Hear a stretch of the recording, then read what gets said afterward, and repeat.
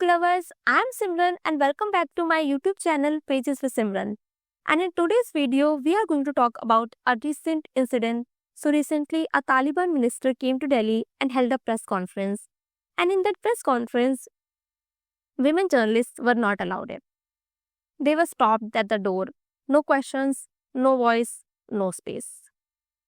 And I could not stop thinking about this incident because if that's how they behave in other country, even if it's inside their embassy, it still shows something. It shows how deeply that mindset runs. If they can do this in other country, in India, what must be the condition of women we like in their own country? And turns out it's worse than we imagine. According to reports, in Afghanistan today, girls are banned from attending school beyond 6th grade. Women can't go to university. They are not allowed to work in most jobs, travel without a male guardian. Over 600 books written by women have been removed from university libraries. Courses on women's rights have been scrapped. It's like they're trying to erase women from public entirely. And this incident reminded me of two books. First one is A Thousand Splendid Suns by Khalid Hosseini, and second one is A House Without Windows by Nadia Hashmi. Both are fiction, but heartbreakingly, they are close to reality. These books shows condition of women in Afghanistan. First, we are going to talk about this book, A Thousand Splendid Suns by Khalid Hosseini. This book tells the story of Maryam and Laila, two women in Afghanistan whose lives become intertwined through marriage and war. Maryam is born out of wedlock and constantly made to feel unwanted. Laila, younger and educated, loses everything in bombing and forced into a marriage with the same abusive man. But despite all this pain, Maryam and Laila form a deep bond, one built on love, sacrifice, and survival. This book shows how women in Afghanistan society often treated as invisible. Maryam is never allowed to go to school. She is told that her only job is to endure. Laila, even though she was smart, educated, and hopeful, loses all her freedom when she is married. And both of them are trapped in a home where they are beaten, silenced, and blamed for the things they did not do.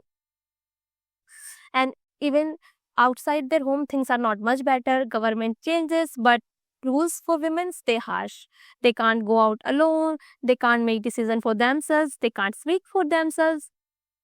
But this book gives one very powerful message that how women survive, how they protect each other, and how they find strength in friendship, and even when the world around them is cold.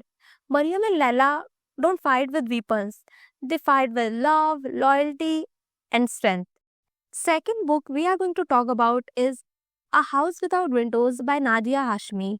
This story follows Zeba, a devoted wife, a loving mother, and a peaceful villager, who is accused of murdering her husband. After she is found bloodied and silent beside his body, she is thrown into Chil Mehtab, a women's prison. After this, an American-raised lawyer arrives to fight for justice.